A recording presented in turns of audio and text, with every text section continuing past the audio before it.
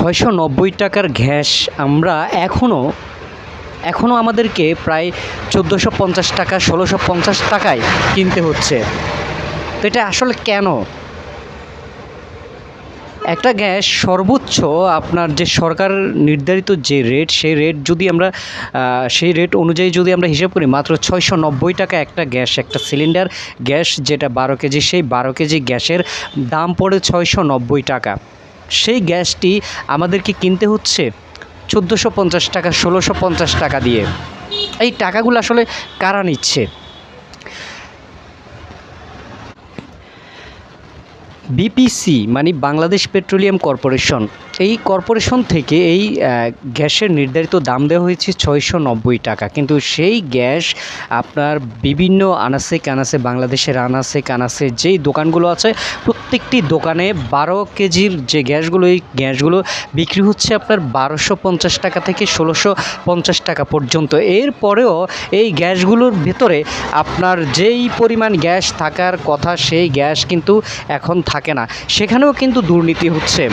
তো আমরা আসলে যেই সুযোগ সুবিধাগুলো পাচ্ছি, এটি আসলে যে বাংলাদেশ বলে কথা, এই বাংলাদেশে আপনি এর চাইতে বেশি কিছু আশা করতে পারবেন না। এইভাবেই চলবে, যেই দলই আসুক, যেই সরকারি ক্ষমতায় আসুক, এই দুর্নীতিগুলো চলবে।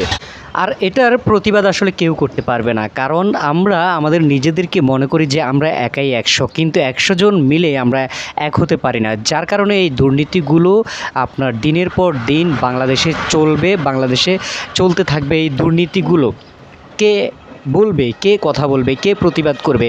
কেউ নাই। আজকে আমি আমার অবস্থান থেকে, এখান থেকে আমি প্রতিবাদ করছি, আপনি আপনার অবস্থান থেকে প্রতিবাদ করছেন, কিন্তু আমরা সবাই কিন্তু এক হচ্ছি না। যদি আমরা সবাই এক হতে পারতাম, তাহলে এটা প্রতিরোধ করা সম্ভব হতো।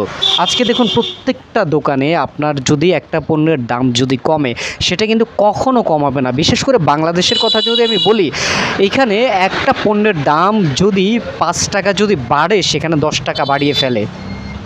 আর কোনো একটা পণ্যের যদি ৫ টাকা কমে, সেটা কখনোই কমবে না।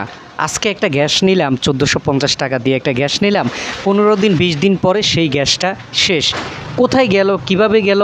এখন যদি দোকানদারকে এসে যদি আমি জিজ্ঞেস করি যে ভাই নিলাম মাত্র ১৫ দিন হয়েছে, তিনি আমাকে বলবেন।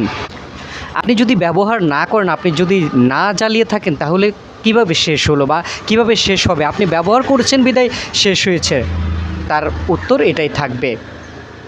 তো এখানে তো সম্ভব আপনার এই যে গ্যাসগুলো আপনার ৬৫০ টাকার গ্যাস আমরা ১৩০০ টাকা দিয়ে কিনছি, আমরা ১৩০০ টাকা ১৬০০ টাকা দিয়ে আমরা কিনে ব্যবহার করতেছি। তো এখানে দোকানদারের দোষ আপনি কিভাবে দিবেন? এখানে তো এটার জন্য আমরা নিজেরাই দায়ী, আমরা পাবলিকরাই দায়ী। আমরা মনে করি যে ১৬০০ টাকা কেন, ২০০০ টাকা হলেও আমাদেরকে এটা কিনতে হবে, আমাদেরকে এটা ব্যবহার করতে হবে। আর এই ভেবেই আমরা কিনে থাকি। আমরা দাম কেন বাড়লো সেটা আমরা কখনোই প্রশ্ন করি না দোকানদারকে, কখনোই আমরা জিজ্ঞেস করি না যে এই পণ্যটির দাম, সরকারের নির্ধারিত যে দামটি, সেটা হচ্ছে ৬৯০ টাকা, এই পণ্যটি আপনি ১৬৫০ টাকা কেন বিক্রি করছেন? এটা কিন্তু আমরা কেউ জিজ্ঞেস করব না। তো এখানে দুর্নীতি হবে না কি হবে? তাই সবাইকে প্রতিবাদ করতে হবে।